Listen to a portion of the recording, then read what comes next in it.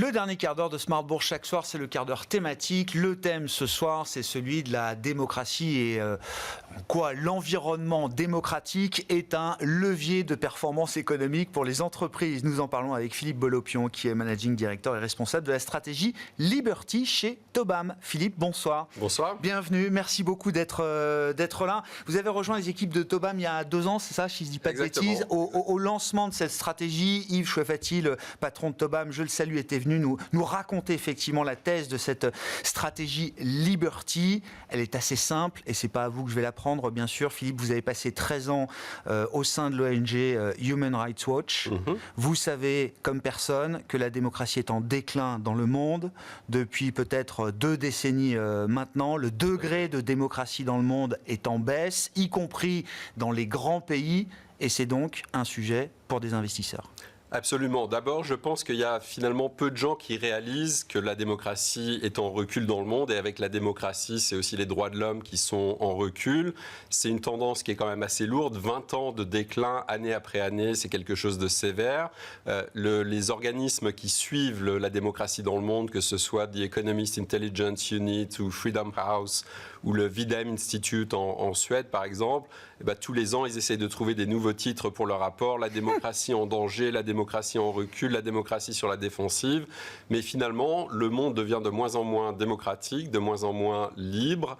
Et c'est évidemment un sujet de préoccupation pour les citoyens, mais c'est également un sujet de préoccupation pour les investisseurs parce qu'il y a énormément de raisons de penser que l'autocratie, c'est pas bon pour le business, c'est pas bon pour l'économie et c'est pas bon pour les investisseurs. Oui, mais même plus que quelques raisons, Philippe, tout ça est très documenté. Il y a des travaux de recherche, des travaux académiques, et encore récemment, on en discutait en préparant l'interview, Philippe, mais Daron Acemoglu, le grand économiste du MIT, prix Nobel, travaille sur ces sujets. On n'est pas dans le sentiment ou la perception de quelque chose, là. Non, tout à fait. Ce que je dirais, c'est que d'un point de vue universitaire académique, le phénomène est quasiment, je dirais, incontestable au niveau macroéconomique. Donc Daron Acemoglu et ses co-auteurs peuvent montrer qu'au cours des dernières décennies, systématiquement, quand un pays passe de l'autocratie à la démocratie, les choses s'améliorent, eh bien, le PNB par habitant augmente systématiquement. Et quand un pays connaît la trajectoire inverse, de démocratie à autocratie, la situation se détériore, eh bien, le PNB par habitant se détériore également. Donc, c'est, je dirais, bien établi au niveau macroéconomique.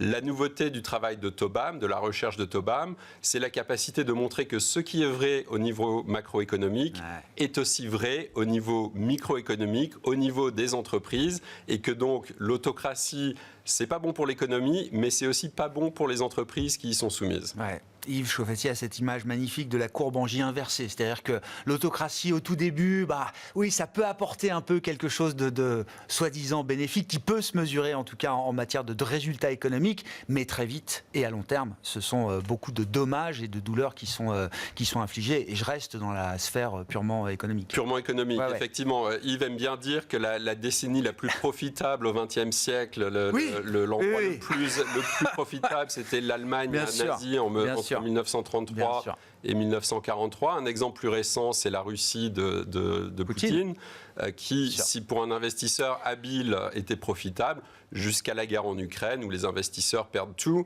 Et pas seulement les investisseurs dans des boîtes russes, mais aussi les investisseurs dans des boîtes occidentales, françaises, américaines, canadiennes, qui elles-mêmes étaient très investies en Russie et ont énormément perdu au moment de l'invasion de l'Ukraine. Si on rentre dans le détail de la stratégie, comment vous avez défini l'univers d'investissement ? Enfin, quels sont les critères, d'ailleurs, qui ont pu être exclusifs, j'imagine, pour certaines entreprises ? Qu'est-ce que vous regardez ? Jusqu'à quel degré d'ouverture à la démocratie ? Je parle de l'environnement dans lequel opèrent ces entreprises. Jusqu'à quel degré d'ouverture à la démocratie est-ce que vous êtes prêt à aller ?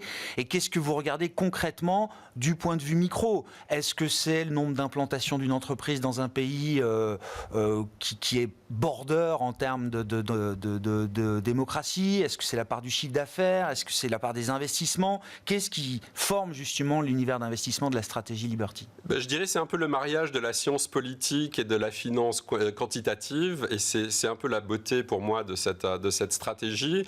Mais d'abord, il faut qu'on définisse notre univers d'investissement. Donc quand on dit autocratie, démocratie, la démocratie, ça se mesure de manière, je dirais, presque scientifique. Objective, ouais. Objective, par des experts qui publient des rapports tous les ans en regardant des tas et des tas de critères. La démocratie, c'est bien plus que des élections. Vladimir Poutine a été réélu avec 80% de voix. Il y a des élections dans les pays autocratiques tout le temps, donc il faut mesurer des tas de facteurs. Et je dirais, notre approche, c'est d'exclure vraiment les autocraties qui sont presque indécrottables d'une certaine manière. Endémiques, quoi. Exactement. Donc on n'exclut pas des autocraties, des démocraties imparfaites, mais on va vraiment exclure les pays dont on ne peut pas prétendre que ce ne sont pas des autocraties. Non. Pourquoi ? Parce que c'est là que le danger est. C'est quand on est soumis aux décisions d'un gouvernement qui n'a de compte à rendre à personne, ni à son opinion publique, son électorat, sa presse, sa société civile, qui peut prendre des décisions qui bénéficient uniquement l'entourage du dirigeant ou ses vues géopolitiques. Et ça, évidemment, ça a un coût pour les investisseurs. Donc, étape 1, on va éliminer du portfolio toutes les entreprises qui sont listées dans des pays autocratiques. Et ce n'est pas un jugement sur la valeur de l'entreprise, c'est un jugement sur le fait que si on est Alibaba, on a peut-être un super business, mais le patron d'Alibaba peut dire quelque chose de vaguement critique des autorités chinoises et disparaître pendant plusieurs mois de la circulation. Et ça va impacter le cours de l'entreprise. Donc, première étape, on élimine du portefeuille les entreprises qui sont listées dans des pays autocratiques. Deuxième étape, et peut-être la plus importante et la plus originale, c'est qu'on va regarder chaque action, chaque entreprise qui reste dans le portefeuille, et on va mesurer de manière quantitative son exposition au marché chinois, au marché russe, au marché turc, son exposition à tous les pays autocratiques, en regardant tout simplement la corrélation entre le cours de cette action et le cours de ces marchés-là. Et de cette manière-là, on va pouvoir identifier de façon très précise quelles sont les entreprises qui sont les plus exposées aux pays autocratiques. Donc, si on prend une boîte comme Volkswagen, une boîte allemande, bien sûr, eh bien, on se rend compte que Volkswagen est très, très dépendant de la Chine. Beaucoup de son business est en Chine. Jusqu'à récemment, Volkswagen avait une usine, d'ailleurs, dans la région du Xinjiang, la région des Ouïghours, où il y a des crimes de masse commis par les autorités chinoises. Et donc, si Volkswagen est très exposé à la Chine, eh ben, nous, on pense que sur le long terme, ça va coûter en termes de performance. Et donc, on va essayer de diminuer notre exposition à ces entreprises qui sont elles-mêmes très exposées aux pays autocratiques. Ça donne un fonds, alors s'il y a une approche quantitative, c'est un fonds qui a beaucoup de positions, beaucoup de lignes aujourd'hui, Philippe ? Oui, c'est un fonds qui a moins de lignes que les indices de référence, mais qui reste très diversifié. En fait, on peut construire un portefeuille qui est exposé de manière minimale à l'autocratie, tout en restant finalement assez proche du marché, sans prendre de gros biais en termes de secteur, par exemple, ou des biais par rapport aux facteurs de risque qui sont connus des chercheurs. Nous, on pense que la nouveauté pour Tobam, c'est vraiment d'avoir découvert un facteur de risque qu'on appelle le facteur de risque autoritaire, qui se cache dans les portefeuilles, qui n'est pas observé, qui n'est pas étudié, qui pourtant a un impact profond sur la performance des entreprises. Et c'était vrai dans les 20 dernières années, on le voit à travers notre recherche quantitative, c'était vrai dans les 20 dernières années, qui étaient des années plutôt pacifiques, je dirais de globalisation heureuse. De la paix, oui. Mais beaucoup d'experts géopolitiques pensent qu'on est rentré dans une nouvelle ère géopolitique avec l'invasion de l'Ukraine par la Russie. Et c'est une ère qui va être marquée par une opposition frontale entre les États-Unis et la Chine, dans une moindre mesure la Russie. Et cette opposition va créer des conflits, des guerres qui vont vraiment faire des ravages dans les marchés financiers. Et nous, notre intuition, c'est que peu de gens sont préparés à ça. Et notre approche Liberty, c'est une façon presque systématique de gérer ce risque. Il y a une forme de déni encore dans la communauté de l'investissement mondial, même si c'est des sujets dont on parle tous les jours. J'en suis le témoin ici, mais dans la construction de portefeuille, il y a quelque chose qui n'est pas encore complètement intégré. C'est une stratégie qui existe depuis 2 ans, qui a été backtestée également. Philippe, qu'est-ce qu'on peut dire du comportement de la stratégie dans ces moments de volatilité géopolitique, par exemple ? Tout à fait.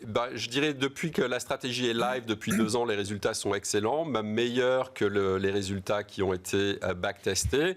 Et ça veut dire quoi? Ça veut dire que sans doute nous avons raison, que sans doute être soumis à des pays autocratiques sur le long terme, eh bien ça coûte. Ouais. Et c'est intuitivement assez facile à comprendre, mais c'est autre chose de le mettre en œuvre dans une approche de portefeuille. L'investisseur a besoin d'un peu plus qu'une intuition parfois, c'est ça Philippe. Exactement, mais je pense qu'on parle beaucoup à Tobam, à de grands investisseurs, des grands fonds de pension nord-américains par exemple. Moi je suis basé à New York, et dans ces grands fonds de pension, la préoccupation principale en ce moment c'est le risque géopolitique. Beaucoup de ces fonds de pension embauchent des équipes d'experts géopolitiques, d'experts du risque. Il y a un livre que j'aime beaucoup du responsable du risque géopolitique de la Caisse des dépôts du Québec, la CDPQ à Montréal. Il s'appelle Guillaume Calonico et son livre, ça s'appelle « Le réveil géopolitique de la finance ». Et sa thèse, c'est qu'on entre dans un monde de guerre et que le monde de la finance n'est pas prêt pour ça. Comment s'en servent justement les clients, là, ceux qui achètent la stratégie? Est-ce que pour eux c'est un moyen de couverture dans un portefeuille global, forcément exposé encore aujourd'hui, j'imagine, à ces risques autocratiques?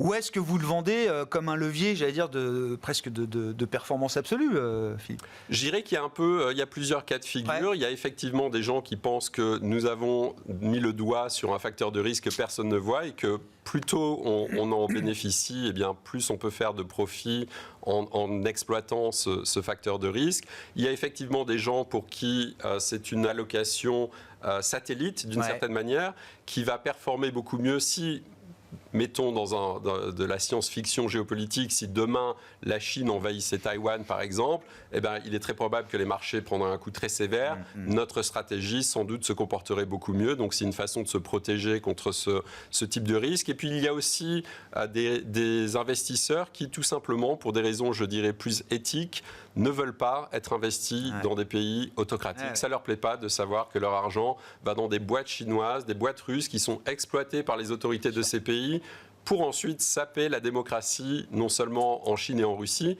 mais aussi essayer d'influencer des élections au Canada, en Europe, aux États-Unis.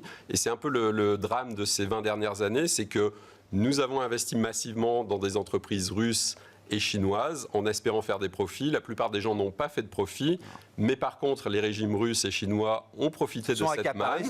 Ils se sont accaparés ces profits, ils s'en servent pour essayer de saper la démocratie globalement, pour vraiment influencer le cours de la démocratie jusque dans des pays comme la France, les États-Unis, le Canada, l'Australie, et on en voit des preuves quasiment tous les jours. Un mot rapide pour finir, Philippe, parce que l'actualité de la stratégie, c'est qu'elle est désormais déclinée sous forme d'ETF.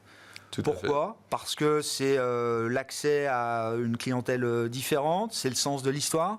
C'est un ETF américain listé sur la bourse de New York, lancé avec un partenaire, une firme texane qui s'appelle Westwood.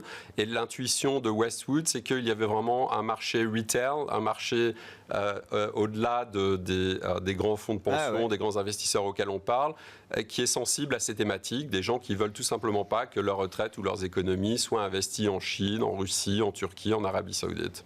Merci beaucoup Philippe. Merci d'être venu nous voir pour reparler de cette stratégie Liberty qui a été lancée il y a 2 ans maintenant chez Tobam. Vous en êtes le responsable, managing director chez Tobam. Philippe Bolopion qui était avec nous, l'invité de ce dernier quart d'heure de Smart Bourse.